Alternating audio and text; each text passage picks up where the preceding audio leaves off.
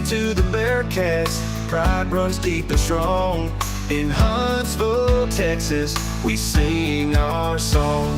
With love and hospitality, we open up our doors. In this beautiful town, blessings we explore. Sting 'em hornets, beat 'em up cats. Sound Houston State, where dreams are at. Good morning, Huntsville, we find our way. Guided by God's love every single day. From parks and recreation, where children laugh and play. Hey, welcome in Huntsville. Another wonderful good morning to you. Thanks for waking up with us. What do you love about Huntsville? What makes this a great place to be? Everyone here is very genuine and very kind and friendly. You never hesitate to speak up and say hello or good morning or just acknowledge the person walking by. The thing that I love most about Huntsville, I love the peace that Huntsville brings. I love the peace that it gives me. I feel accepted and part of the town and like I belong here. Huntsville is where my lovely wife lived when I met her, so I moved here. So I'm pretty thankful for her.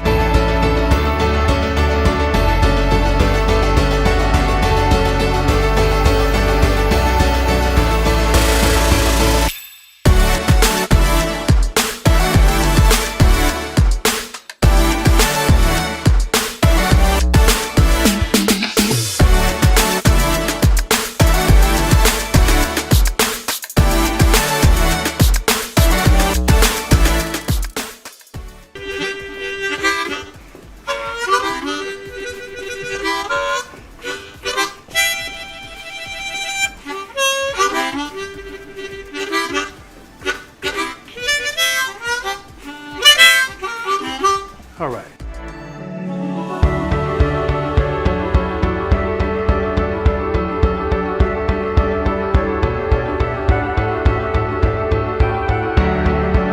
We're bucking for you in Huntsville, Texas.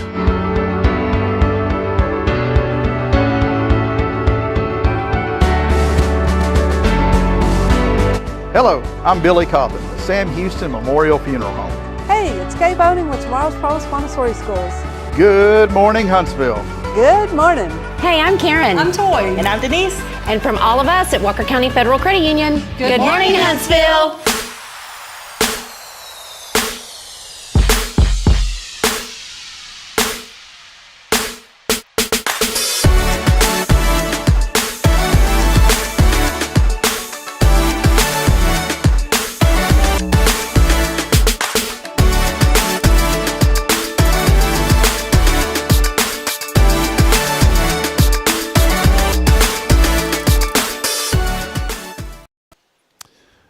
All right. Well, here we go, Jason. All right. Joshua had me, he didn't have me do anything. I unplugged our mixer before we went on this morning, and so it was stuck on an old image. Welcome in.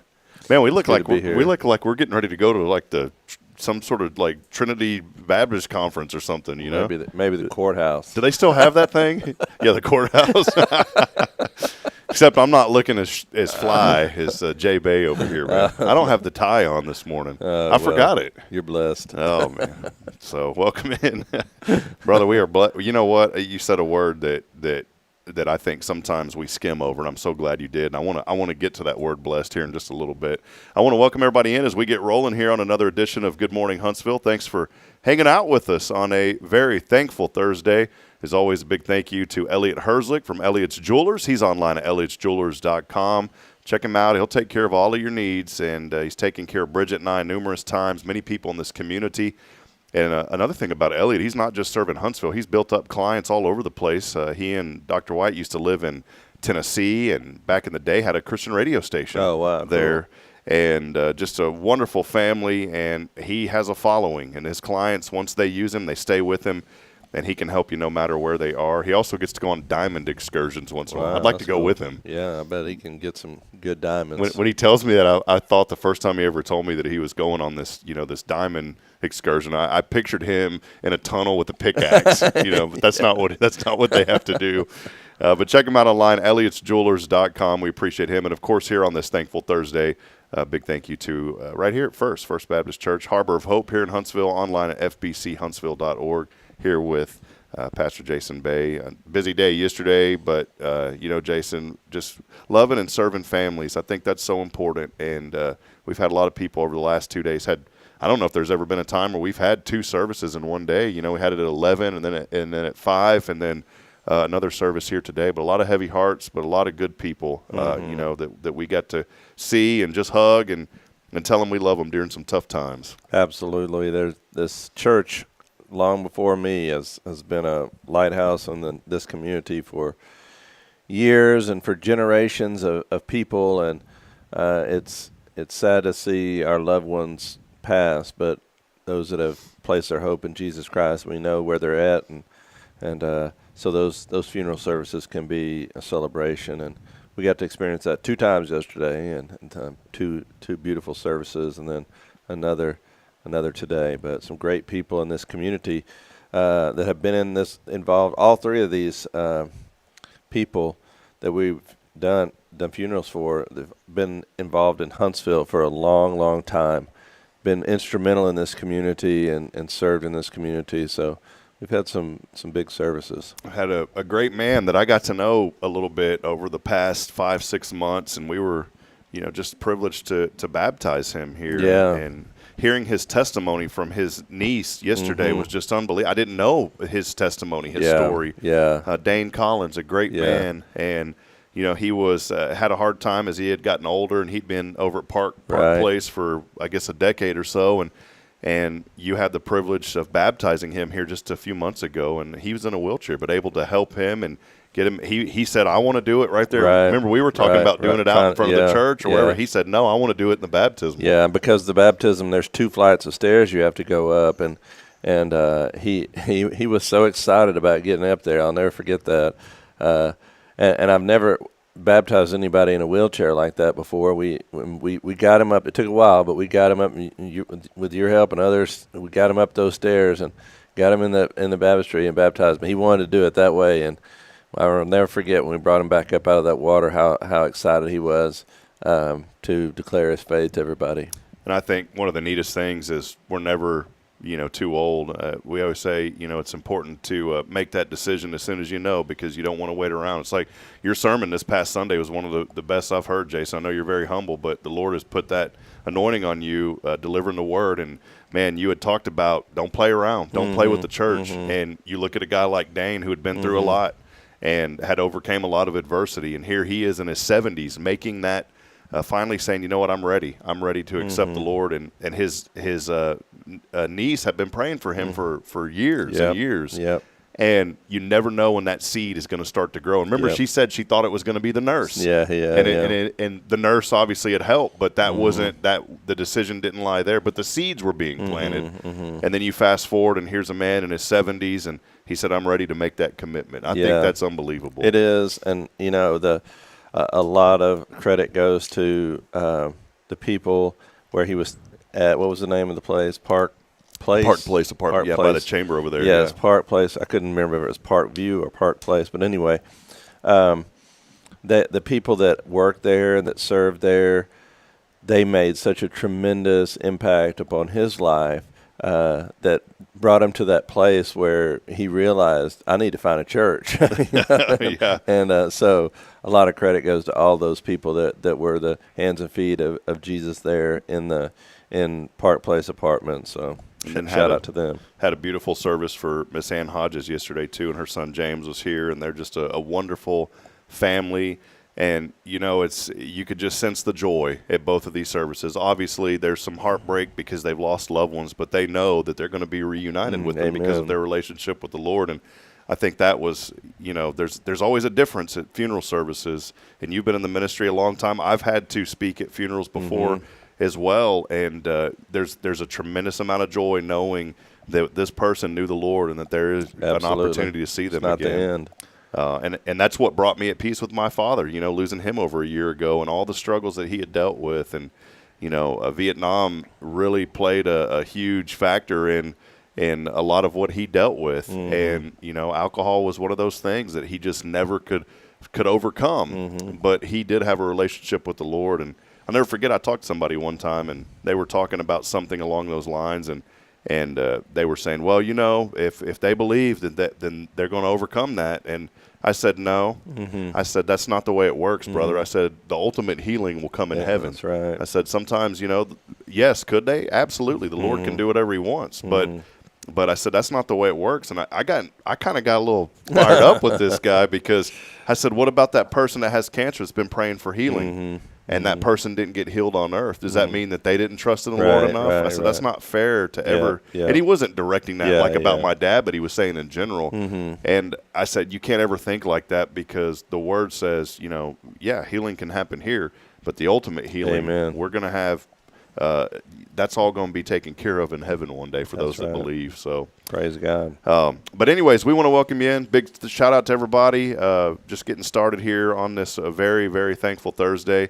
I was thinking about the word blessed and what that means, Jason. And a lot of us throw that word around, just like the word grace. And I've been taking a couple of classes at ORU this semester that have really had me thinking more about grace and really had me thinking more about blessed. And it's two words that we don't even deserve, if you think about it. Absolutely, no question. We don't deserve it, but it happens to us. And I was thinking I was really blessed in my life. And I say blessed because of opportunities to get to meet different people. And, being in the sports broadcasting world, that was a lot of fun. That was a blessing, getting to meet and develop friendships over the years, and broadcasting at Sam and then at North Dakota State. I know those two words don't really go back to back together with folks here in Huntsville. But, I was connected down at Houston at a church down there, and got to know a few people. And I got a message last night, came across my Facebook feed, and I was just heartbroken, but I was joyful. Dodie, we called her Mama Dodie.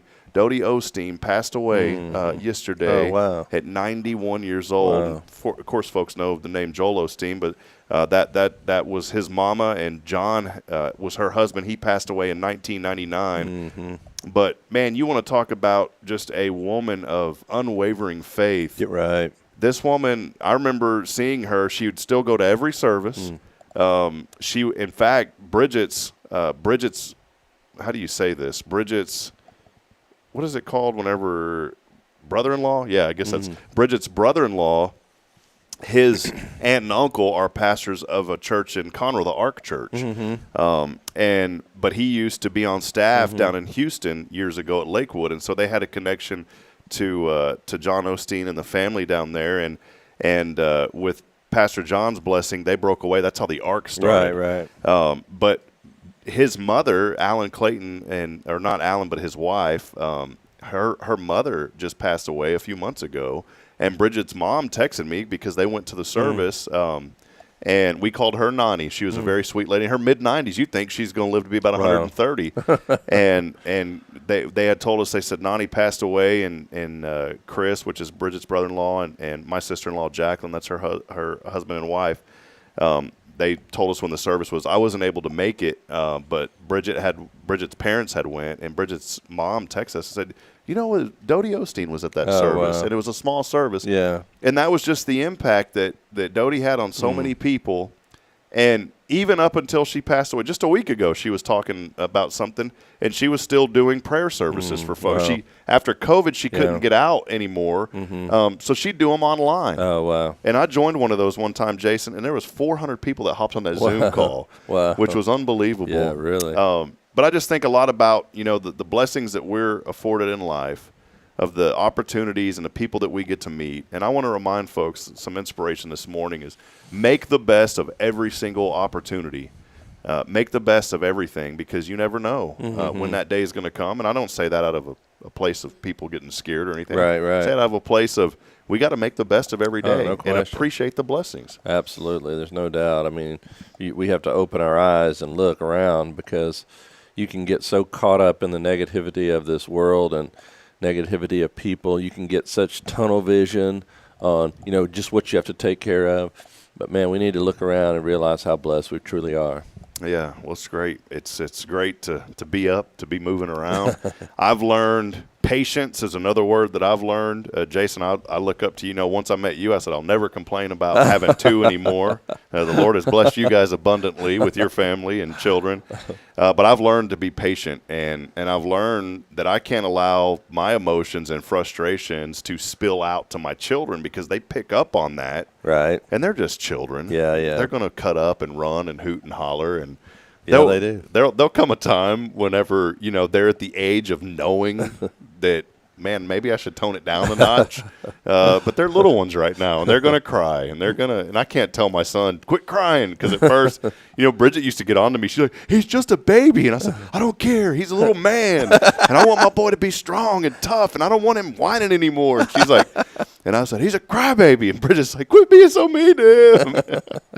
So I've learned to be patient, and I've learned that children do that, Jason. Yes, you have to. You have to. Believe me. Learn that lesson now, and you'll be a lot happier and a lot more blessed. Was there? I wanted to ask you this. Just you're obviously a dad. When you had the first one, or maybe the second one, was there a lot of things that you learned as you guys continue to have children that you really thought, man, I've really grown from this and learned a lot? Oh, there's no question. We've there's so many life lessons that children will teach you, but one of the life lessons that I've learned is that every child is different and unique. A lot of people you want some people want their child to be just like them, and every child is unique and special in their own way. When we had Noah, our firstborn, he was such an easygoing baby. I mean, he was so easygoing. I mean, he was an easy baby. And you're like, all right. Yeah. 13 months later, after we had Noah, we had Elijah, and Elijah was just the polar opposite. I mean, he was rigid when you picked him up, and he would cry, and we always joke if we had Elijah first, he would have probably been an only child. That's great, man. But though, and I've told you this before, but it's just wonderful children. It's your boys. I'm really yours too. I've been here for a couple of years now, but I feel like I've really gotten to know them over the last 3 or 4 months, and Noah and Elijah and all your boys. You got little Sammy too. Yeah, he's a sweet boy, and then Jeremiah, who's the baller. The hoopster. Yeah. We told him the other day we were joking about he was there after service and something about, all right, well, you're gonna have to learn how to be a little more humble. I said, yeah, we're gonna start by taking that jersey out of the Family Life Center that you signed. right. No question. But he's that young man is starting to skyrocket out of nowhere. Yeah, he is growing. He's growing. He's excited too. It's going to be fun to see him grow. He does love basketball. Is that cool as a dad? Like as they grow up and like you're able to go out there. And I know you and I have our struggles now with basketball and knees and things, but is it cool for you as a dad just to get out there and shoot hoop with your kids? It's a lot of fun. We did this not last night because we didn't get home till late, but the night before. And Kim will get out there and we'll play basketball, and it's fun. We have a great time. I think that's some of the most fun we've had is just playing basketball together. You'll have like the trash can going with all the ice in it and stuff after the game. I need that. Yeah, I need that probably to soak in. Yeah. Well, we're going to take a brief break. We have a guest here this morning. Last week, we were really honored. We had Richard Pace and his dad on with us with the new artisan shop that he has opened up here in town. And there's an art market going on. We've got a young man here today that's going to share a little bit more with us and let his know his involvement with Richard and what they've got going on. There's so many things, Jason, happening here in Huntsville. So many businesses are opening up, and the art culture here in this community is really starting to come alive. It is, and that's what they were talking about last week, was that they hope to make that downtown area really a cultural art district down there. That would be so cool. And they already have. There's a lot of art going on downtown, and that's really encouraging. Yeah, from the murals, and then Sam Houston State University has a lot of different things going on. And, I'll be honest, I've never really been an art person. I don't mean that negatively. Everybody has their own deal. For me, it was radio, and I always enjoyed anything to do with radio. But as I've gotten to know more people that are involved in the art world, especially guys like Lee Jameson, when I got to know Lee and just sit down and hear his story and talk about it and hear his testimony and stuff, I was like, man, this is really neat. And then I started to notice and appreciate all the hard work that goes in to a lot of these projects. And as we look around Huntsville with the different murals now and things that are going up, it's starting to make it a destination place that will literally get people off I-45 and say, you know what, we're going to stop by. The thing that I wish is that as that interstate in that area continues to grow, and Georgetown did this and it worked really well, because just like in Georgetown, Huntsville Square is off the interstate. But they started doing things on that interstate that draw people in. A really nice welcome to Georgetown sign and different art. Georgetown's known as the red poppy capital of Texas. And so there's a lot of poppy paintings and murals and those things. People see that, and now they're coming off of the interstate. That's the only thing, and I'm pretty positive, but if there was one thing that I could figure out how to do is put more of that on I-45. Directing people downtown. That would draw people to downtown. Yeah, definitely.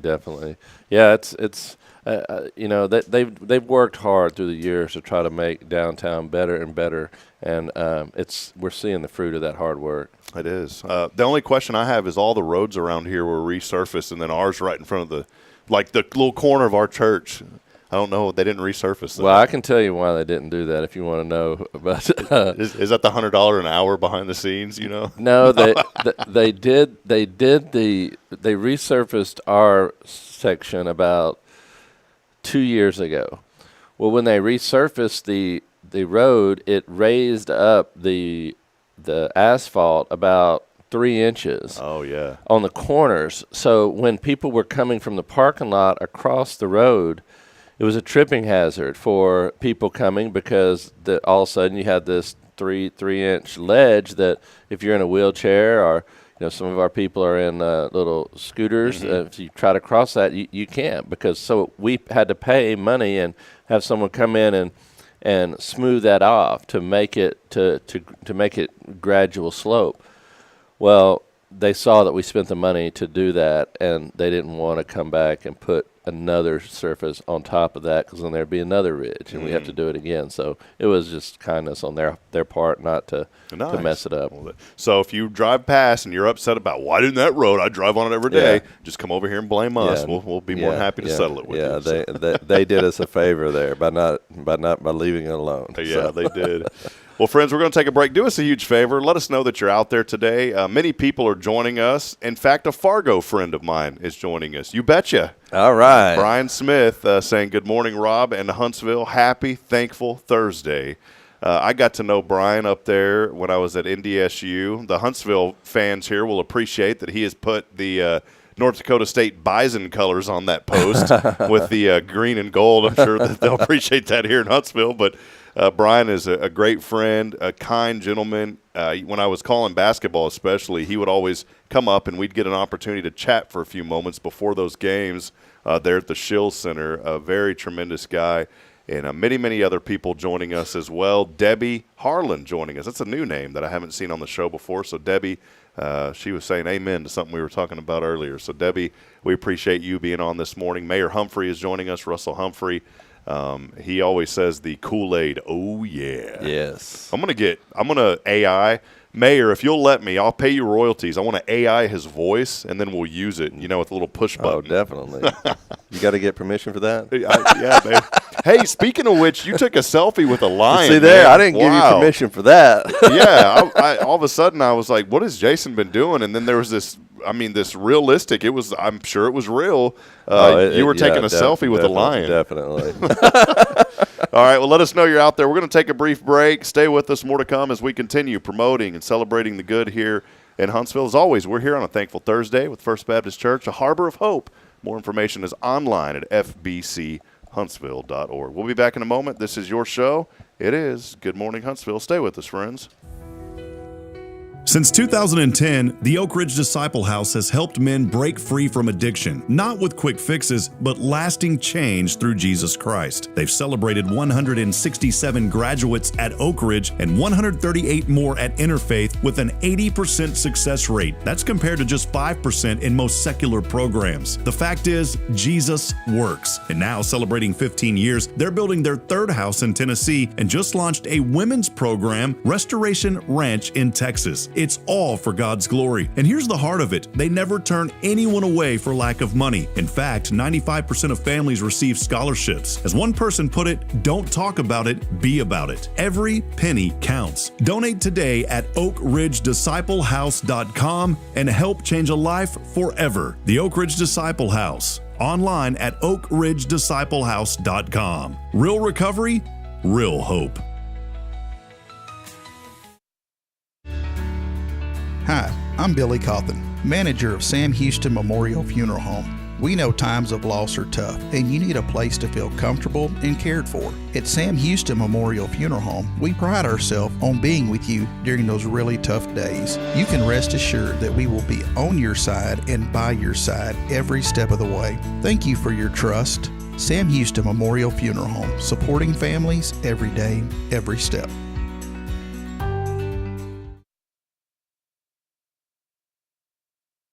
Hey friends, Rob Hipp, Media and Community Outreach Minister here at First Baptist Church, Huntsville. Let me ask you, when's the last time you felt real hope? Maybe it's been a while since you've been to church, or maybe you've never felt connected to a church at all. Well, friends, that's okay. Here at First Baptist, we're a harbor of hope, and we welcome everyone just as they are. We have programs throughout the week for all ages to come together, ask questions, grow in faith, and find the hope that only Jesus Christ can bring. Whether you're looking for a fresh start or a community to call home, we'd love for you to join us. Come experience something real. For more information, visit fbchuntsville.org. First Baptist Church, Huntsville, a harbor of hope. In this harbor of hope, we are safe inside.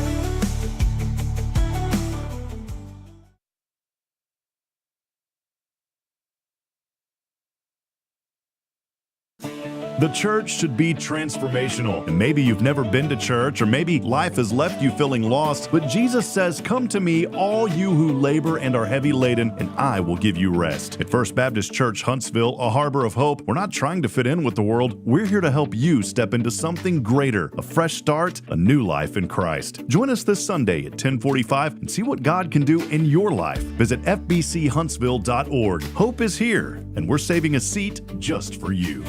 Loving Jesus, loving people side by side. In this harbor of hope, we are safe inside.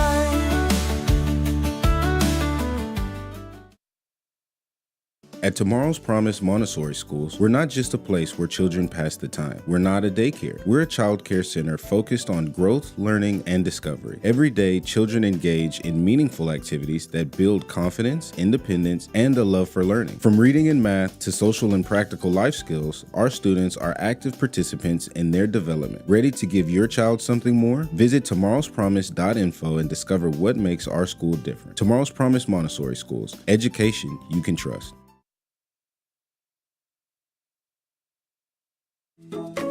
Hey, I'm Denise Olivas, Business Account Specialist at Walker County Federal Credit Union, and our business is helping you take care of your business. In addition to personal accounts, Walker County Federal Credit Union also offers business accounts and business lending for commercial customers. We're devoted to taking care of the needs of our individual members and helping our business members with their financial success too. Call us today and find out how easy it is to work with Walker County Federal Credit Union. Member NCUA.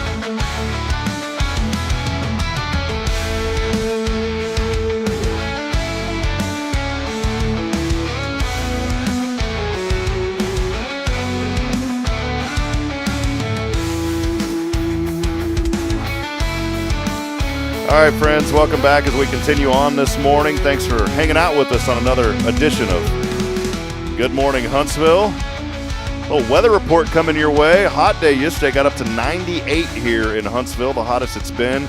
We're going to be right back there today, tomorrow, Friday, and then somewhat of a cool down over the weekend. We've got a 60% chance of showers, high of 93. Quick update before we flip the cameras back on. We were planning on going to San Angelo to help out some families there. We had originally about 8 or 9 people that were going to go with us. We were going to leave tomorrow morning. Unfortunately, a lot of things have came up, and pretty much all of those folks aren't able to attend. There were some family emergencies, some other things. But I wanted to be very transparent. I am still going tomorrow after the show. It's about a 5-hour drive. I'm meeting with 3 families there, and we are going to bless those 3 families with all of the monetary donations that came in to help those flood victims. And so we've identified 3 families.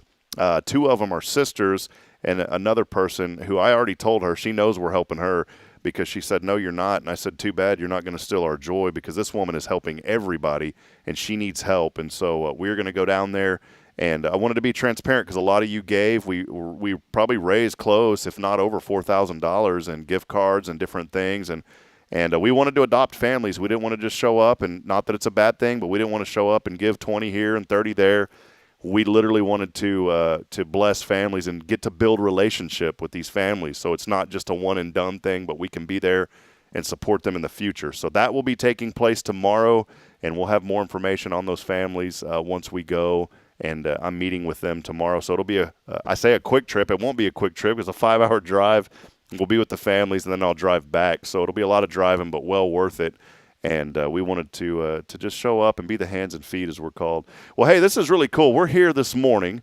Last week I had on some new friends, Richard Pace and his father, and now we get to be here with none other than the Daniel Salea. Good morning. The one and only Daniel Salea, yes, man. Good morning. I was thinking of Toyota. Remember Toyota had a Celica back in the day? Yes, it did. They should have named it the Salea. Similar. It sounds similar, doesn't it? They should have named it the Salea, man. It sounds better, right? Yes, it does. Well, good to have you, man. Madeline Reynolds. You bet. Madeline Reynolds helps us out kind of with some background work here. We've interviewed her on the program, but you and her have gotten to know each other a little bit. It's kind of cool how all this world meshes together sometimes, because Richard and his dad, Alan, they were on the show last week talking about what they're doing at Splinter Craft, and then with this new Artisan Guild and the Clag and all these great things. And then that connected us to you, and then with Madeline. And you started up the Be Free Gallery here in Huntsville, the art gallery. Yes, sir. But before we do all that, just let us know whatever you want to chat about, man. Maybe let us know a little bit about you and just here in Huntsville, man, doing some great things. Tell us a little bit about you, man. My name is Daniel Salaya, and I'm the Executive Director of Emerge Art and Advocacy Projects. I'm also the Director of the Be Free Gallery.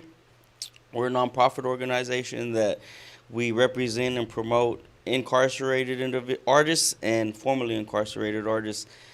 And we're holding a market, and I just wanted to invite everybody August 16th from 4 to 8 p.m. It's a collaborative effort between us, the Clag, Cat Cafe, and 12th Street Bar. They decided to get involved. Awesome, and join man. us. So we're just trying to turn this. We'll start on the street, and then maybe we'll work our way to the square. But we want to make this kind of an arts and cultural district area. So that's the plan. Well, that's cool. So Richard, Richard and Alan, how did you guys all connect? So when we opened February 28th, we had our grand opening. It was in collaboration with the Prison City Film Festival. That's how Richard and I met. So Richard and I started talking, and of course he's like the print master. He knows everything about printers, and from the 1800s up until now. So he's the purveyor. Yes, see, if we're gonna take it back a notch, instead of the print master, he's the purveyor of printing. The purveyor. Yeah, he is the purveyor of especially I like that old school word, man. Huntsville. And so we started chopping it up, and his father helps him, and his father also he works in the prison, so he knows about artists in there and artistry. And my father came to visit, and my father was a foreman of a press machine out in San Angelo, Texas, for Standard Times a long time ago. Wow! And so his father and my father started talking. We just started talking every day, all day, because Richard and I are more on the art side, and of course he's on the printing side, and my father and his father and then him. Now they possibly want to have my father coming out here to speak on press machines and stuff, because my father did that for a very long time. Well, I love it, man. Kind of how it happened. You know, I know you have a story, and you know you're more than welcome to share anything that you want. But you know you've been able to go through adversity. You know, unfortunate circumstances, but you've went through some adversity, and you've found a way to say, you know what, I'm going to help other guys. I'm going to help other people. And I think that's so important, because everybody has a story. We talk all the time here at First that everybody has a story, and those stories are important. But, you know, you're able to get out there and help people and say, you know what, there's more to this than this. And I love that about you, man, that you're taking art and helping people and showing them, man, check this out. Well, we all, as human beings, we have redeemable qualities in ourselves. And, you know, I felt that I created this project actually in 2014 from prison. I was in solitary confinement in 2014. I just had this epiphany. I was an artist. I just started drawing and painting again myself, because it gave meaning to my life again. And art took on a whole different meaning in my life after that. And I'll never feel the same about it then as I do now, because it saved my life, along with, you know, prayer and just finding myself spiritually and who I truly was. Because when you get put in a situation like that, you're in a spiritual and mental decadence. Like it's an existential vacuum. So you have every sense of identity that you thought you had, or who you thought you were, is stripped from you. So you have to start all over again and go through that soul search and find yourself and realize yourself and who you are as a person and as a human being at the end of the day. Yeah, man. Well, I love, you know, your story of being able to help others through all of this, man. I think that's so important, that we can get wrapped up in our own world and things that happen and things that we brought upon ourselves. All of us have done things and things that we're not proud of. But you know what? If we have that story, we need to utilize that, help other people. You're doing that through art, man. And I do it through art. What have you seen? So the Be Free Gallery, let's talk about that real quick. You know, you got this bad boy up and rolling. So yes. The thing that only thing I'm disappointed about is that Sandra's Kitchen closed down next to you over there. I know, but they opened up El Pescador. I saw El Pescador over there, man. Well, I need to go talk to Mr. El Pescador, because he has his signs up that say now open. And I said, bro, you ain't open yet. I've been over there like 3 times and the door's locked. So, but that's a cool little spot over there. Yes, and so Mario owns that. So Mario's Sports Bar, he actually owns El Pescador. And what we're trying to do on this, at least start on the street, is an arts and entertainment scene, you know, a nightlife kind of, so to say. And we're trying to connect the communities. So far at the gallery, along with the help of others, especially Madeline, she's so connected to the community and the college, that we're able to bring everybody together. So there's all walks of life that we're bringing together. And it's very important to connect as communities, because especially in the project that I do, because I want to give understanding, but at the same time, people out here that may not have a bad idea about the criminal justice system, or people that are justice involved, or people that may not understand. I want to just give them an understanding of who we are, where we come from, that we're not always our crimes at the end of the day, and that we do have redeemable qualities about ourselves. Yeah, man. And in the same token, I do it for our artists, because I do it to help them redirect misdirected energy, because there's just so much animosity in there and negative energy, that you want to help them steer it in a more positive direction. So I do it to keep them productive and proactive,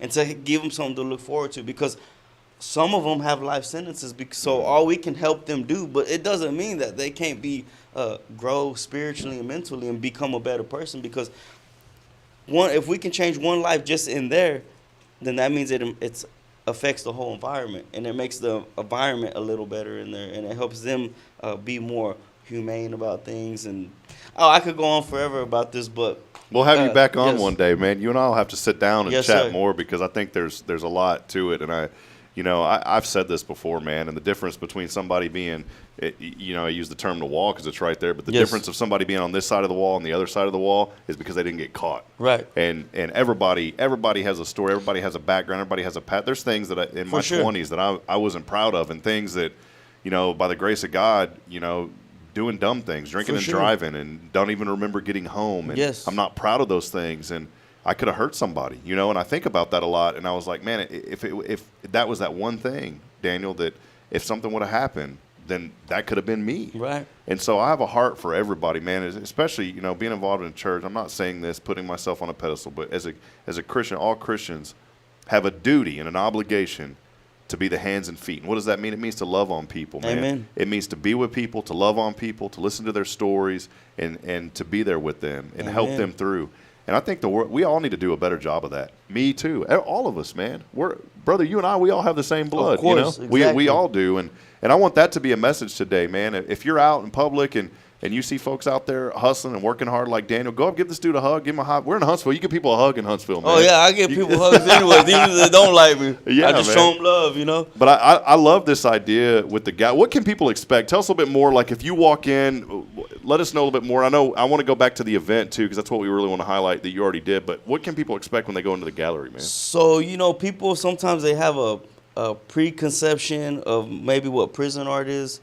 And so for our first show, thanks to Madeline again, curating it for us and helping to curate it. She stayed up till like 4 in the morning curating it. Don't mess with her. Even while I had to go home. That's Miss Jiu-Jitsu over there, man. Yeah, most definitely. Yeah. She'll take you down.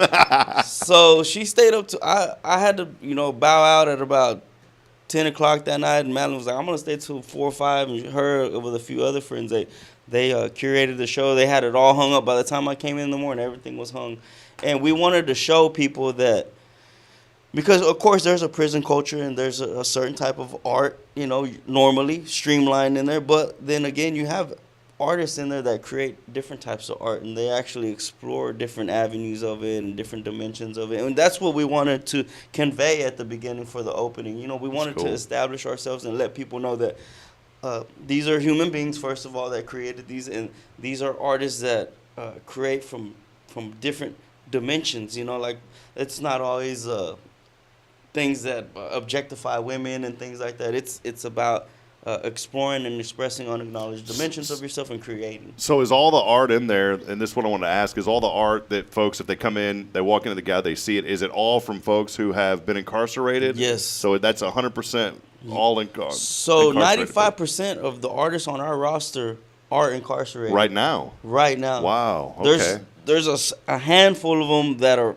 have been formerly incarcerated, and we also represent them because we also want to we want to prevent recidivism, right? As a community, we don't want people to go back to prison, so we want to make sure that we, how can I say it, validate them as a human being and as an artist, and we want to give them hope that they can become, maybe have a successful career out here as an artist. Yeah, I know TDC. In general. TDC always talks about rehabilitation, and like, you know, I've gotten to know some folks that really do have a heart to serve. Of course, there's some people that just work because they got to have a job. Of course. I've known other people that, you know, like seeing Warden Strong and her devotion, and she really truly wants to see people rehabilitated. Yes. She say, you know, I love people. I want to see what I can do. Shout out to Warden Strong. She was my warden on the Ellis unit. She was my warden out there. So yeah, we've got to know her. In fact, she came over here, Daniel, to the church, and they had a lot of folks here helping us with our recovery efforts there in the Hill Country, and that meant a lot. And I saw the heart of a lot of those people, and I love that, man, because you know what? We all got an opportunity. We all got an opportunity to do good, and we've all made mistakes, but now we get to do something great. Yes. This gallery, what are the hours? Can people go there right now? When is it open typically? So as of right now, because I'm back in school, I applied at Sam, and they Dude, come on, man. Also man. second chances. You know, shout out to Sam Houston and Dr. White, and then for allowing me to come back in. And, How awesome is that, man? Finish my schooling and get a degree. I have one more year left. And, congratulations, man. I'll be graduated. So. Nice. What are you studying? So I'm a major in communications, humanities, and social sciences with a minor in criminal justice. Wow. Imagine that. So, yeah. So I just want to help improve the system, and that's my main goal. This is what this project's all about, just improving the system and just helping people. I mean, plain and simple, you know. That's great, Danny. Man, I love you over here, man. Get me all. I'm about to go run through a brick wall, man. I like hearing, you know, you get me fired up, man. That I was like, I need to get off my rump and start doing some more, man. But again, the hours, like, so when can people go in? Can they go in any time? Is there a set schedule? For right now, I'm there from about 10 to about 5, 6 every day. When school starts, not so much. Maybe from noon to 6 or 7. But I always do by appointments, and that's any day of the week. So you can contact me, and we'll get you in there anytime you want just to come see the art. Awesome. Come visit us. And tell us more about the event coming up. We've got just a few more minutes here, Yes, but sir. more about this event. I really want to get into some detail just so folks understand what's happening. So August 16th is going to be an eventful day for Huntsville in the arts. We have the art market going on from 4 to 8 p.m. We're going to have various crafts, artisans, and artists there in our locations, setups where they'll be vending, selling their art. Come view the art. Come have some. If y'all drink wine, there's going to be some wine out there. Just a bunch of activity performers. We'll have. We're actually going to have a dance troupe come out here and do a performance. And Is this going to be like right over by the gallery? it's going to be by the gallery and all up and down the street. We Right have there on 12. Yes, Awesome. 12 streets Okay. involved. And Cool, y'all man. come out and join us. It's going to be a fun day. Also, Lee Barron, they're doing a shoe release, and Madeline will be over there doing some sculpting. So go see her, too. She'll be doing some jiu-jitsu over there. She'll probably karate chop the sculpture after she's done with it. But y'all go see Madeline, too. She'll be out there doing her. She's going to be doing live sculpting out there. So That's it'll be a cool. fun day in the arts. Wow, well that's cool, man.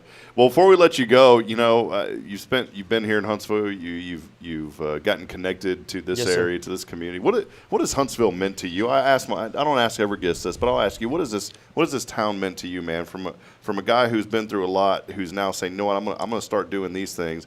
What has Huntsville been like for you? What does it mean to you? So honestly, I didn't know up until my release. I really didn't know what I was gonna do with myself. I mean, I had a dream that I wanted to continue to be an art dealer, especially focus on how can I like to say, like, I don't like saying prison art anymore. I like to say justice involved art. I knew I wanted to do something in that area. I just didn't know what type of support I was gonna get coming out because of my background.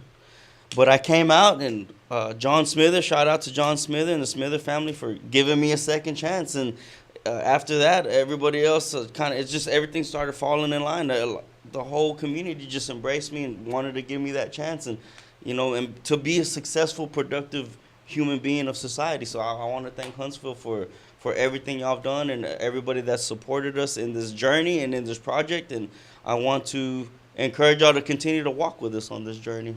Well, that's good, Daniel. Man, I'm so glad to have you here. Oh, man. yeah, thank you. It's a pleasure being here. Daniel Celaya, did I say that right? Yes, sir. You Celaya? said it right. Celaya, Toyota. Not Celia. Yeah, did I say that earlier? Or Celica? No, I think yeah, it's Celaya. Toyota. We got Toyota Celica here. Daniel Celaya. Do they still make those, man? I don't think they do. What's your dream car, man? My dream car? Oh, well, let's see. Don't say Bugatti, though. That's No, that's not Bugatti. I've always liked... I was born in 1984, so I like them 1984 what Monte month? Carlos. I want the Monte Carlo, and I want to fix it What up. month? And what month? I don't know. Oh, what month Yeah, I was born? I don't know when the car was manufactured. October the 12th. October, all right. I'm a lucky Libra. I got just a few extra. I'm April of 84, man. Oh, okay, all right. Well, so- see, we're in the same club here. Wait, so you're 41's coming up, It's bro. coming up. Oh, man. I'm feeling it in the mornings, too. Yeah, I was joking with our pastor because we were playing basketball, man, and my knee's all jacked up now. Same with mine. We'll have to trade out. Yeah, man. Well, Daniel, I love this, man. I'm so glad that you came and Thank that y'all. Madeline Thank you, everybody. connected you with Of us course. and Richard connected you with it. It's just all a big circle, man. And so, It's yeah, all man, love. We'll continue to promote what you guys are doing over there. I think it's great. And come out, be a part of this. Again, the date was August 16th. August the 16th. 4 to 8 p.m. They're on 12th Street. So come out, and it'll be a lot of fun. Anything else, man, before we go? We're here for y'all. If anybody wants to come by and see us, second chances. We're evolving artistic styles. We're evolving the culture. Awesome. There he is, man. Daniel Celaya hanging Thank out you. with us today. Appreciate Great it. interview. Appreciate you very Mic much. drop. Dan. Yeah, mic drop, I'm not man. gonna drop it. All right, we're going to take a break. Look, Daniel's ready to hop out of here, man. We're going to take a break. We'll be back in a moment. Pastor Jason rejoins us. A little news you can use coming up on the show here. So continue to hang out with us and be a part. We'll step aside. We'll take a break. More to come. It's your show. This is Good Morning Huntsville.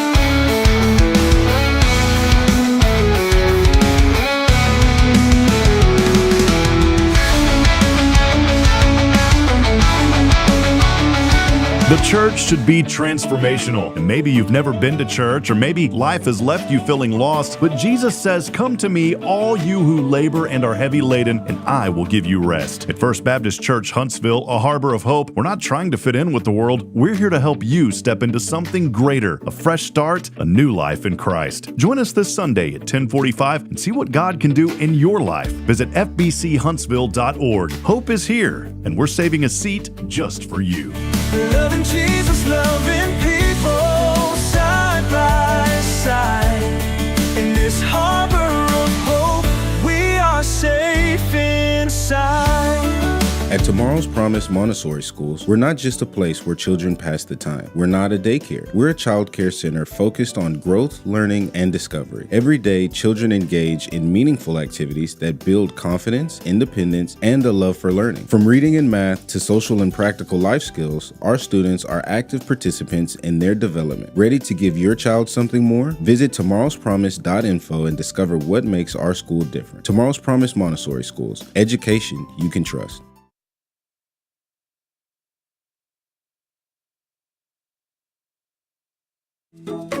Hey, I'm Denise Olivas, Business Account Specialist at Walker County Federal Credit Union, and our business is helping you take care of your business. In addition to personal accounts, Walker County Federal Credit Union also offers business accounts and business lending for commercial customers. We're devoted to taking care of the needs of our individual members and helping our business members with their financial success too. Call us today and find out how easy it is to work with Walker County Federal Credit Union. Member NCUA.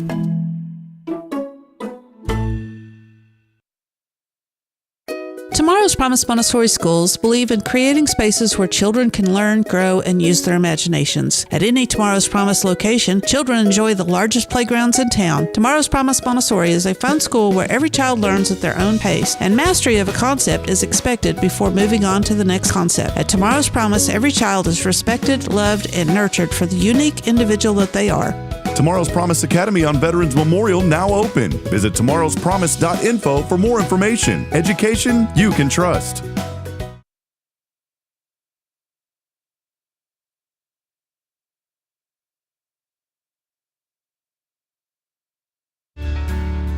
Hi, I'm Billy Cawthon, manager of Sam Houston Memorial Funeral Home. We know times of loss are tough, and you need a place to feel comfortable and cared for. At Sam Houston Memorial Funeral Home, we pride ourselves on being with you during those really tough days. You can rest assured that we will be on your side and by your side every step of the way. Thank you for your trust. Sam Houston Memorial Funeral Home, supporting families every day, every step.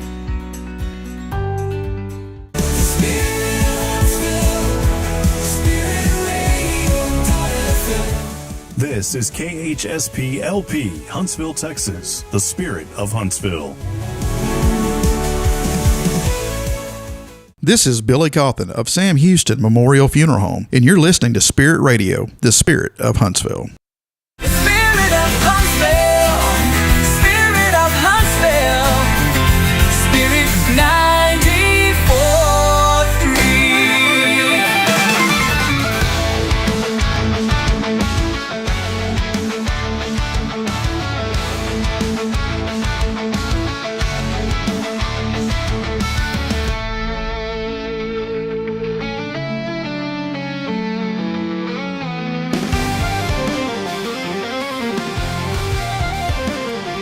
Coming at you live from Studio 1229J from J-Bay. There you go. It's none other than that time of Thursday. It's news you can use, brother. There you go. Yeah, did you hear about that? Hulk Hogan passed away last week. That was terrible. And, you know, he became a Christian right towards the end of his life, and man. really was a big proponent of Christ and what he had done for him. Speaking of on news you can use, Scotty Scheffler, you know the golfer? Yes, sir. You like golf? Well, I don't. You live Elkins Lake. You have. I've played you one pay, time. You pay membership. Yeah, I know. I never. You want to come out there and use it with me? Because I never get out there, man. Do I like it? Yes. Am I good at it? No. I'm the worst ever at golf. It's embarrassing. I would lose business deals if I took people to play golf with me. Scotty Scheffler is, I think he's like the number one. Oh, yeah, bring that Oh, over yeah, here. thank you, Molly. We'll talk about this in a second. Scotty Scheffler is, ranked like number one in the golf world, and he's won all kind of tournaments. And I'm not a big follower of professional golf. My kids are learning to golf, so they're all into it. And one of my younger girls, she wants me to take her golf, and she's got clubs, and she hits them all over the pasture, and she's trying to learn. But Scotty Scheffler is known for his Christian values. And one of the things that he has said from the very beginning was, he said, I'd much rather be a great father than I would be a great golfer. And he talks about his Christian values, and he's been sharing that a whole lot more recently about how the tournaments and the wins, they really don't bring him any fulfillment. Mm-hmm. They don't bring that satisfaction. Well, this is an article from the Washington Post, and the title of the article is Tom Brady has a lesson on priorities for family-minded Scotty Scheffler. I thought this article was very interesting because Tom Brady, in kind of a way, he kind of attacks Scotty Scheffler for his stance. He said, it says, while the 7-time Super Bowl winning quarterback could understand Scheffler's apparent lack of personal fulfillment from attaining huge successes, Brady wrote in an essay, he took issue with Scheffler's prioritization of family over golf. He said, my dedication to the sport, Brady said Tuesday in his weekly newsletter, the hours of practice, the moments when I was laser focused, those were times when I believe I was doing the best possible thing for my family and my kids. By prioritizing my profession and teaching, by example, what it takes to be really good at your job, what it takes to follow through on commitments, what it takes to be a great teammate, and showing them also by example that work is a big part of all of our lives. Mm. What do you think? No, I think he's got his priorities all out of line. Don't get me wrong. I mean, I like Tom. I didn't like him back in the day as a Cowboys fan, but yeah. I started to like. But no, that's not the way it works. And I think the best example that you can set is, number one, being there as a father. I want to be present for my children. That's why the career. You talk about this guy talking about fulfillment in a career. Man, I had the dream right there. Everything that I had worked for, my story. Yep. And getting to Fargo, we were blessed, 25 radio stations. I was doing stuff on ABC. I'm not saying all that to elevate myself. I'm saying it because, man, that was the dream as a broadcaster, right? Right. But the fulfillment wasn't there, and I realized that was taking precedent over my family. And so, was I teaching my children hard? At the time it was just Braylon. Caden was on the way, but was I teaching my children work ethic and all? No. What I was teaching them is Daddy's never here, and my priorities were out of line. I couldn't agree with you more, and I'm surprised that Tom Brady would put that in print and say that, even though he may have felt that, to come out and say it. It does seem like an attack on what Scheffler is saying, but I really do believe that, like you said, that he really has missed the point, because at the end of the day, you're going to be – we're doing funerals all this week, and we've done a lot of funerals in the last year, that. But at the end of the day, people, your accomplishments on the football field, or in sporting events, or at your job, or whatever it is, those things are important. But at the end of the day, you know what people want me to talk about? They want me to talk about how they cared and loved for their family, how they made an impact in other people's lives, how they took time for other people, and then, of course, how they loved the Lord. Those two things are the things that ultimately matter. You get to the next year, or next week, you might not even realize or remember who won the last golf tournament, the major golf tournament. That's just, and it's hard to remember who won the last Super Bowl. I don't even remember who won the last. I'm serious. It was EAGLES. Oh, yikes! I should know this as a Cowboys old fan. It's like the old cats here in Huntsville. But that's a great point, though. That's the whole point. Is these things. I do believe in teaching your kids to work hard, and it's important to have a great work ethic and to be focused and do your best at whatever you're doing. But there has to be balance. I may say something that may stir people the wrong way, and I don't intend to that, and it's not judgmental at all. To me, it's almost like you got to trust the Lord, man. Just like us and and I'm saying this as an example. I was just talking to Daniel about everybody has a story, and part of my story is that was, gave up a career that was everything I'd ever dreamed of, but I wasn't present for my family. But in the same sense, I'm not telling you to go out and quit your job and do all, but what I'm telling you is trust in the Lord, man. And my growth as a Christian has been more tremendous these last 2 years than the first 39 years of my life, Jason. And I've learned what it means to trust in the Lord completely and fully. I mean, perfect example, I'm going to get personal, but like I got pretty low in the account, like talking $3. And I know you've always said, well, Rob, if you ever need anything, you let me know. And I told Bridget, I was like, I said, oh, well, the Lord will provide. And then what happens? I ended up, doing some work for a client through Hello Huntsville. And then all of a sudden and that's what I'm getting at. I'm not saying look at the Lord like this magic genie that's doing all this work for us. Right. But you just have to trust in the Lord and know that he's going to take care of you. Yeah, absolutely. And when you start thinking about this and Tom Brady saying, well, you need to prioritize your work and all this, yeah, you got to take care of your job. But you also got to trust in the Lord and know that if you put your family first, he's going to provide where you need it through your career. Don't worry about it. We came back to Huntsville without a plan other than wanted to start Hello Huntsville. And Bridget said, well, what else are we going to do? I said, I don't know. I said, we're just going to trust God and see what happens. And the Lord has provided every step of the way. I didn't deserve any of it. And he said, you know what? I'm going to interject and I'm going to help you along the way. Allow the Lord to be that in your life. And have faith that everything's going to work out. Absolutely. And it doesn't mean it will right away, but you know what? Ultimately, it will. Yeah, absolutely. So, anyway, I just want to throw that in. It was on my heart because I saw a lack of faith. That's where I said this may be controversial. I don't want to upset people, but I see a lack of faith in Tom Brady saying, you know what, man, I'm just going to do. No, man, come on, dude. Well, and you're that's the GOAT, brother. Come on, man. I'm quoting him there. That's his words, not my words. And characterizing him. That's what he has said. Yeah, that's exactly what he said, yeah. But that's why I wanted to bring that up because I think you see two polar opposites in these athletes. And Scotty Scheffler has been very vocal about it. These things, while they're great, they don't bring me fulfillment. They don't satisfy the longings of my heart. I want to be a good father. I want to have a great relationship with my wife. I want to have a great relationship with God. And those things he has kept in priority, whereas the golf is a byproduct of that, in my opinion. Yeah, you know what I'm saying? Yeah. and he was in did you see the Happy Gilmore 2 show?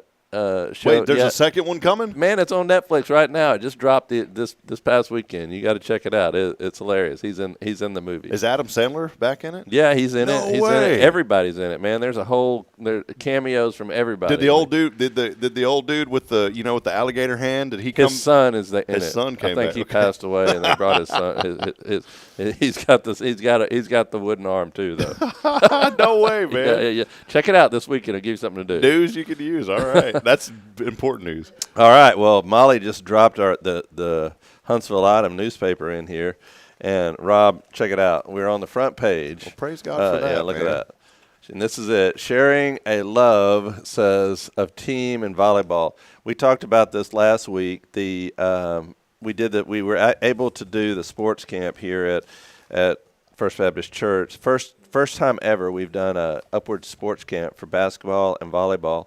And we were nervous about it. You and I, we were worried about. I thought libero was someone's last name, and I didn't know that was a position. Yeah, but I want to thank them for including this in the paper. That was so nice of them to include this. Pick up a copy of this, by the way. Pick up a copy of this.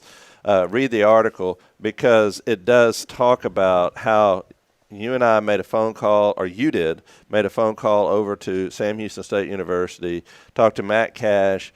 Matt got together a group, the whole team, and they came over here and helped us with that volleyball camp.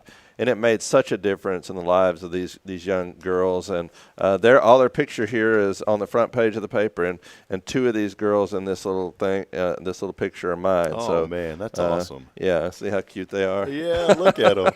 Wow. So that's news you can use. Pick up that paper and read that article. It's appreciate Brenda for including us in the paper there this thank morning. You, Brenda. That's wonderful. Yeah. All right, another article that I wanted. We needed some positive turnaround after my rant there. So thank you for that. Well, I wanted to get this is a timely article. You go through and you look.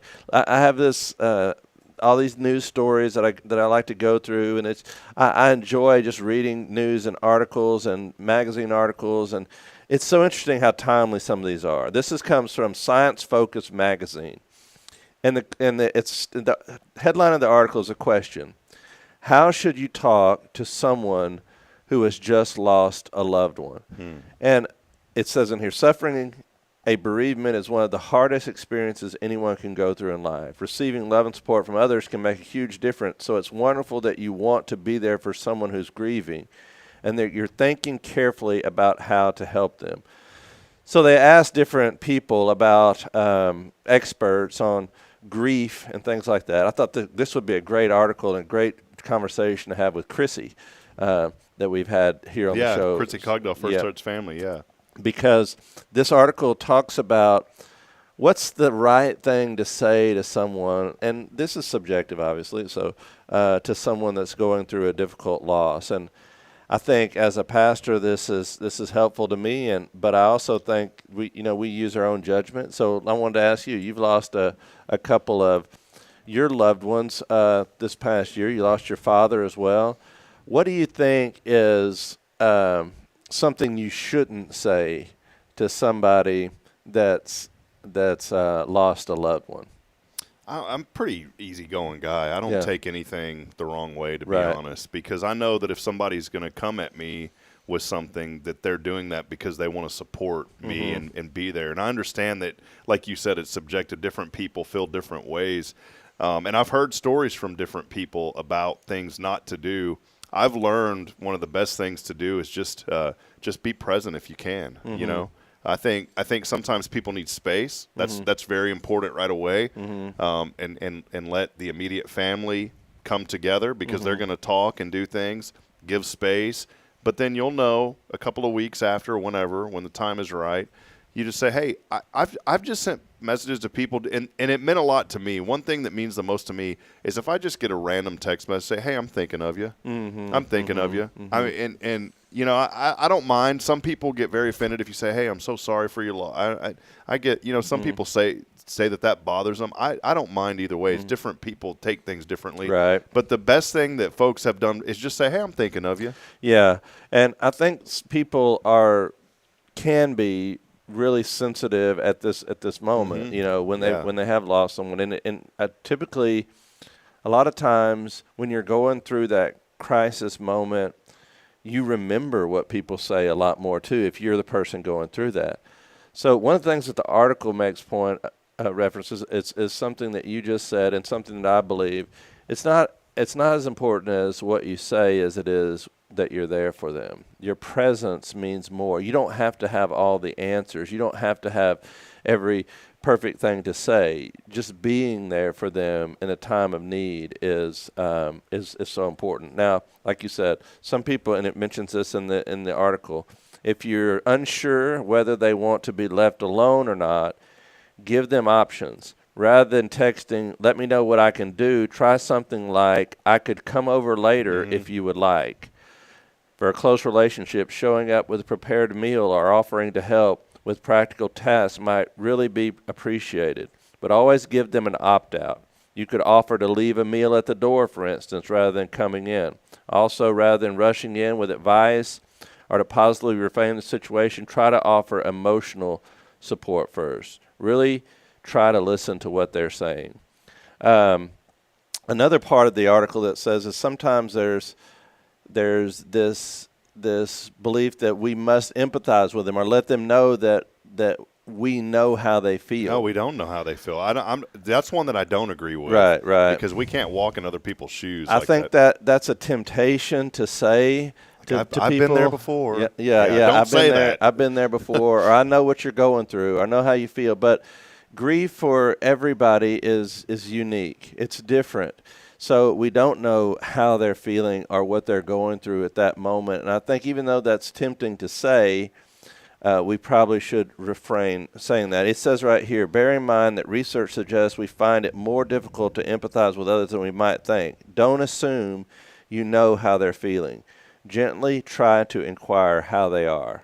I think that's some good advice about comforting people that are going through difficult trials. It's more important just to be there for them and let them know that you care about them. How are you doing? And looking for ways that we can support them without being overly intrusive. Now, some people may want you to sit there, and they don't want to be alone. Other people they may, but it says in the article also, watch for people that withdraw. If somebody's withdrawn for a long time, that's not good. They don't need to be withdrawn for a long period of time. Maybe for a short time, but not for a long time. I've heard of people saying this, and this may be one. Again, I kind of just get over things pretty quick and then move on. But there is one phrase that I've heard some people say before that I know could be taken the wrong way, and it's, man, brother, I just can't imagine what you're going through. I mean, that's one that you avoid that like the plague. Me, it wouldn't bother me so much, but I've heard it said to others. Right. And, I'm sitting there thinking, my grandpa taught me common sense, and so I'm like, yeah, of course you can't imagine what I'm going through. Get away, I think, like you said, you just have to – it's hard, I know. And a lot of people avoid going into that situation because they don't want to say the wrong thing. And don't feel like you have to do something. I think sometimes, and I'm guilty of this, I feel like I have to do something every time. And sometimes you don't. And, I'm not saying this to highlight anything that I did, but I think of a friend of mine and her mother. I got to know her mother through this show, and through the show and through this friend of mine, I knew her mother's relationship with her husband and how strong that bond was, and she lost her husband. I didn't know this lady's mother other than she watches the show, and I certainly didn't know her husband, but I felt that the best thing that I could do to offer support isn't to say anything, but to go to the funeral service in Palestine. And your presence. Just to be present. I didn't know anybody there, Jason. I sat in the back, but I just wanted to be present to let them know, hey, I'm thinking of you, and that I think that, and I'm not saying that to say, hey, look what I did, but I'm going to tell you, there's a lot of people that came to my dad's the body viewing that night before, and then the service the next day, that just meant the world to me. Like you remember that? Yeah, like Bill Schoening, who you used to broadcast for Bill came, and I know Bill probably wouldn't like me saying that. Putting him, I'm not putting him on. I'm putting him as a friend. Because he came. He's one of my biggest mentors. A guy named Mike Capps came. Another guy. See, you're right. You remember these people. Your presence is so My friend important. Wally came that I hadn't seen in a while. And so all of these folks just wanted to be there. And that meant the world to me and my family, man. It was awesome. And another thing is, just letting them know, hey, I'm praying for you. I'm praying for you. It says if the grieving person signals at first they want to be left alone, don't assume that will always be the case. Check in with them periodically in a non-judgmental way. And it says, remember, there's no right or wrong way to grieve, and the timeline for feeling better is different for everyone. However, if your loved one is still severely affected by their loss after more than 6 months, they might benefit from other support. So there's a good article, I think, that really hits home on what we've been going through with a lot of loss that we've experienced here. 3 funerals in the last 2 days. So I think that was a good article there that kind of hit the point. What that article's saying is after 6 months, you show up at the door with one of those batting rams, right? They don't open the doors. Yeah, that's exactly what you do, Rob. Reader's Digest. I know you love this. I know Dude, you love brother, Reader's you know how Digest. much I love that Reader's Digest. Yeah, well, Daniel, you know about the Reader's Digest, man? Yes. All right. I didn't know if they could. The Reader's Digest is the best. I told you, man. See? Its demographic is 65 and up. Well, and we're hitting the demographic here. We feel much older than our age. They're still doing it. Yeah. All right. This is a Reader's Digest in the section of Art of Living, and it says, "Say no." I saved this one for you, Rob. Say no with JOMO. Forget FOMO, the fear of missing out. We can't do it all. And often we don't want to. There's a certain pleasure in opting out of social obligations, and that pleasure is called the joy of missing out. JOMO, J-O-M-O for short. A form of self-care. The point is to prioritize what you want to do, even if that means just chilling out at home. JOMO. When you said JOMO, the first thing I thought was Jomo Rose, former Georgetown Eagle, great football player back in the day that took us, deep in the playoff. Jomo Rose, but the joy of missing out. Boy, they missed out because they they didn't beat the Woodlands that year, so they really missed out. No, but I think the context of the article is, know when to say no. Yeah. And find joy. I think a lot of pastors, especially, and people that are in the ministry, there's this guilt that comes on us because we never can do everything that we want to do or that we need to do. There's always somebody else that needs visiting. There's always another phone call you need to make. There's always more time that you need to spend here doing this. There's always some event that you can attend. There's always some, so every time you go home, you can be succumbed to the guilt of not doing things that your mind is telling you, oh man, I should have done that, or I should have done that, or I should have done that. But I think part of finding joy in your life is, like Scheffler said, is prioritizing those things in your life and finding joy in, hey, I'm saying no to this so that I can say yes to this. The joy of missing out. You get VIP seats to the Cowboys game, and you're like, well, I'm going to find some joy in missing out on this one. And missing out on your job. Yeah. That's good. Yes. Wall Street Journal. This is interesting. And this is the title of the article from the Wall Street Journal.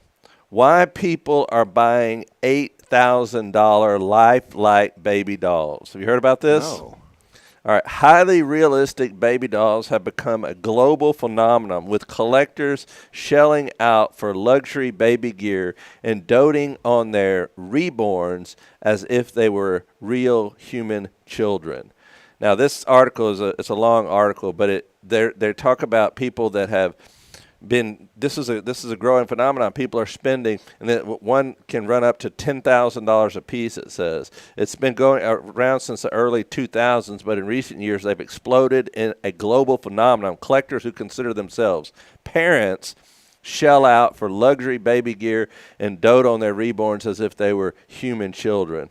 Look at these. I can't. I know we can't show it, but good night. That thing looks real. No kidding. And they carry them around in stores, and they're kind of creepy, honestly. Yeah, no way. What do you think about that? You want one of these $8,000 babies? No, I'd rather have. I don't know. When I started thinking about how much mine end up costing, maybe it's a deal, right? It's a one and done. Just kidding, Caden and Braylon. If you are watching when you get older. One of my uncles one time, he came up to me. I love him to pieces, but he's kind of frugal, if you know what I mean. Mm-hmm. Kind of a frugal, and I was talking to him. He goes, "Well, y'all planning on having any more?" And he's kind of like, "Y'all planning on?" And I can say this because I know you don't watch the show. I love you, Uncle, if you ever find it. But he goes, "Y'all planning on having any more children?" I said, "Well, I don't think so. Maybe eventually." He goes, "Well, good, because they'll cost you about $200,000 a piece." That's what he told me. Yeah, I'm finding that out the hard way, brother. There's some wisdom in that. Times 10. Yeah, right. Don't even start thinking about the grandchildren one day, man. All right, last thing I want to share. This comes from Inc. magazine. It's a business magazine, and I talked about the lady that's on Shark Tank last week. Remember that? Barbara Cochran. Yeah. I talked about her keys to what she considers success. Well, they interviewed Mark Cuban. And Mark Cuban is on the show too. He used to own the Dallas Mavericks. Mm-hmm. Recently reduced his interest in the Dallas Mavericks. You know how he got his start? I don't want to interrupt, but can I interject this? You know how he got his start? What is it? That Broadcast.com. Broadcast.com. He had an idea in the 1990s for colleges to broadcast audio through the internet. Mm-hmm. And back in the day, the only way to do it was they had one computer for each broadcast that he had in the server farm. It was old Dell computers. He turned around and sold that company to Yahoo for $1 billion, the biggest acquisition at the time. And then years later, it just completely flopped. It was the biggest blunder in business, one of the biggest blunders in business history, $1 billion. So basically, Yahoo said, here you go, Mark, here's $1 billion.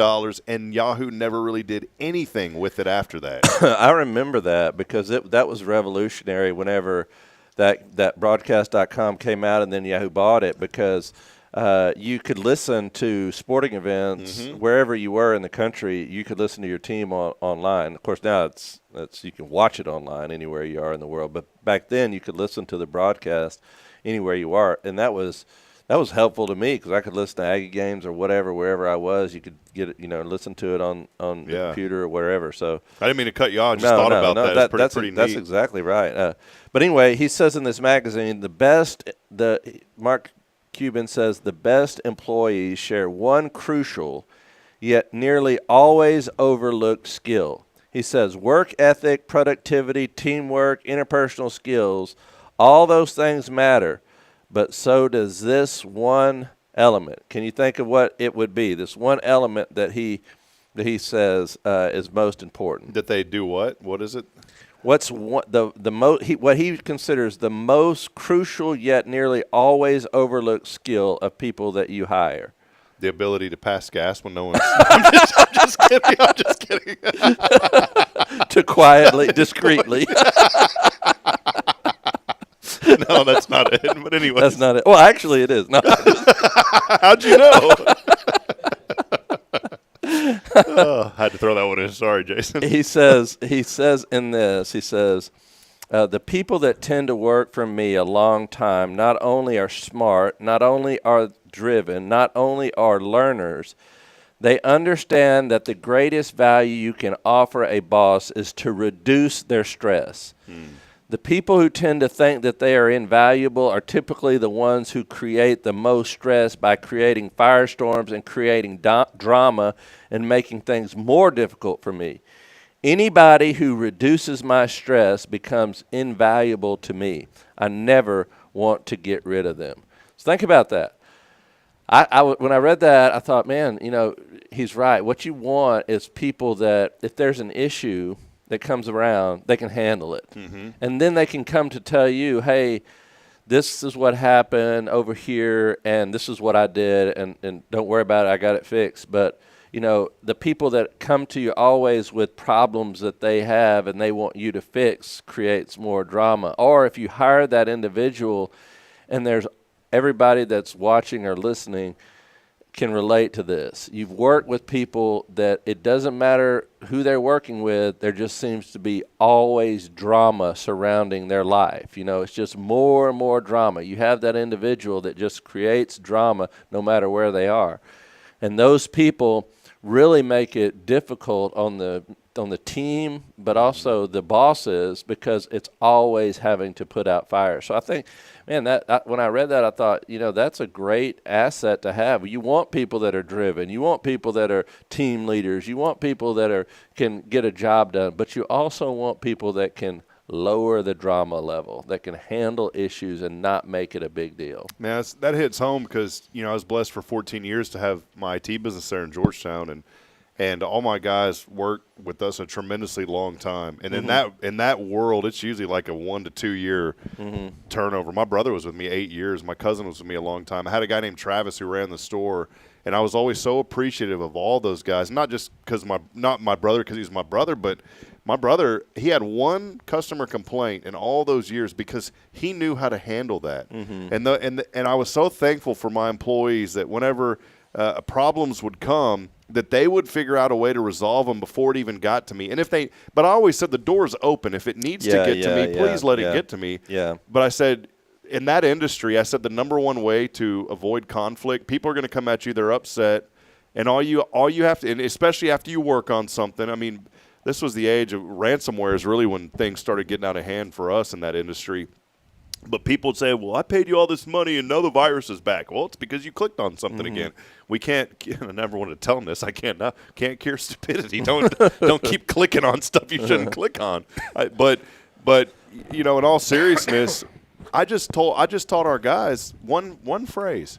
Go up to the customer. This right here creates – if you're angry at somebody and you just come up and do that, all of a sudden things come down. Mm-hmm. Now – I don't know. Daniel might say, well, man, if you do that to some people, man, they may come around boat. Daniel's like, yes, they will. but I've always learned if you just go up to someone, and it works 99% of the time, and we had this, I would go up, and I would tell my guys this, just put your hand on very gently and say, well, what can I do to make this right? Mm-hmm. And all of a sudden, all that anger, I had people yelling and screaming, and I'd say, sir, I want you to calm down, man. What can I do to make this right? And 99% of that never got – and I loved all those employees. De-escalate. Yes, and I tell you what, in the ministry, you're always dealing with drama, always dealing with drama. There's always things that are going on in people's lives, and this person has this issue. And I've worked with people that just poured gasoline on the fires, and then you had to – you had to come in and handle it. But the team that we have together today, I really, it's taken a long time in ministry, but and the way he categorizes it there is exactly the way that I have felt throughout my life. But I think the ministry team that we have now, they're really good at that. So that whenever if it does come to me, it's usually, hey, we had this issue or this came up, or think about youth ministry, dealing with youth, think about children's ministry, dealing with children, see senior adults, all these things. There's always potential when you're dealing with people. There's always potential for issues, just like you're talking about with people that come into the IT business. But if you have people that know how to handle issues and know how to de-escalate situations and know how to, then it makes it so much easier to do your job. So I think the way categorizing there is a great asset, and I think that's something we can all learn from. That's why I want to share it. I've learned one here. It's feel, felt, found. Linda taught me that. It's like I feel you.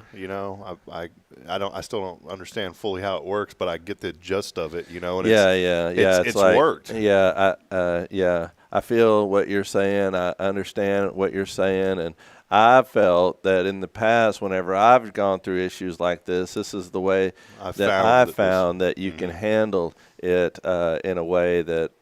Whatever. Yeah, and it works, though. Yeah, it does. It's a good way of thinking. I like what you told me, when the opportunity came to come on board here, which I'm very thankful for, Jason. But you said, man, get ready because it's messy. And I'll tell you Ministry is messy. It is messy, and it's okay because we're all messy people. That's right. All of us. We're all messy. And thankfully we have a Savior who is there for us. But man, it's good. I loved all this today. All right, brother. Well, it's been a fun day. All right. We still got a long day ahead of us. Yeah, I know you got. God is good. Service today. What is it? 11 o'clock. 11 o'clock. 10 o'clock visitation, and then we have a graveside service after that. So, speaking of trying to take stress off you, I told Jason, by the way, yesterday. Jason been working hard. I said, Jason, don't worry about coming on the show tomorrow. No. I got a lot to do. I said, don't even come. So that's Jason though, man. He's always wanting to love people. I told them I wasn't going to let you outwork me. Well, friends, that'll wrap it up. Again, hey, if you want to text in, we don't have anything today, but it'll enter you in for tomorrow. Text in the keyword pool to the pool. You been in the pool this year? Yes, I have. I haven't been. We live out there too, and you mentioned golf and pool. You, yeah.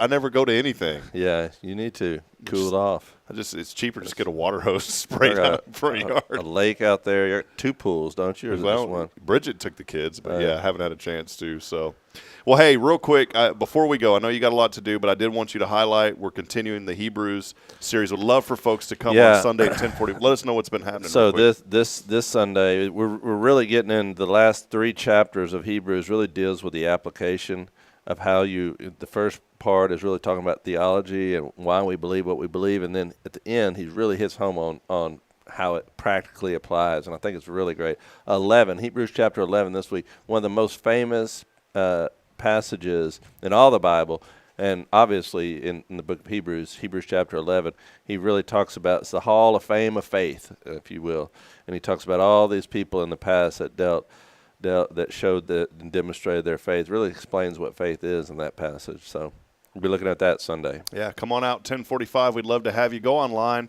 to FBCHuntsville.org. Jason, thank you. Been a great morning, brother. Yeah, appreciate you. All of you, we hope you have a wonderful and blessed day. Big thank you to Daniel Celica, who I'm joking around, Toyota Celica over here, Saleha, joining us today for coming on the show. The Be Free Gallery, again, their event's coming up August the 16th. They're from starting at 4 o'clock on 12th Street. So come out, be a part of that. It'll be a lot of fun from 4 to 8, and we'll keep you updated. As I end every show, reminding you this morning that we're not strong enough alone to make it on our own. We're really not. We need each other. So please provide a word of encouragement, lend a hand of support. I promise somebody out there this morning needs you. Many of you joining us. Thank all of you. Until then, we'll see you tomorrow. Billy Cawthon with us from Sam Houston Memorial Funeral Home. Billy was here yesterday. He's been busy too. He has, and we will be here with Brian Mathis from the Kiwanis Club. They got some events coming up that we'll talk about tomorrow. Until then, good morning, Huntsville. God bless. We'll see you next time. See you, Jason. All right.